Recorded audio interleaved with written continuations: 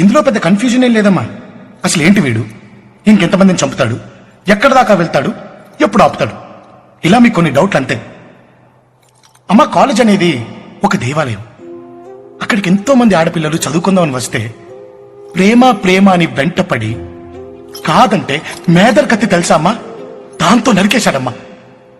రక్తపు మడుగులో ఉన్న ఆ అమ్మాయిని ఈ చేతిలో పెట్టుకుని హాస్పిటల్ వెళ్తూ ఉంటే చేతిలో హాల్ టికెట్ పట్టుకుని ఎగ్జామ్ రాసిన తర్వాత హాస్పిటల్కి వెళ్దాం అన్నయ్యా అంటూ పాపం అమ్మ గిల్ల గిల్ల గిల్ల కొట్టుకొని చచ్చిపోయింది.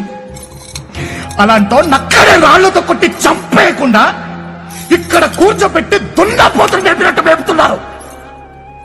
వీడి మీద కనికరం చూపించమని బయట మన సోకాల్డ్ మానవతావాదులు సొల్లు కారాలు కలుస్తున్నారమ్మా.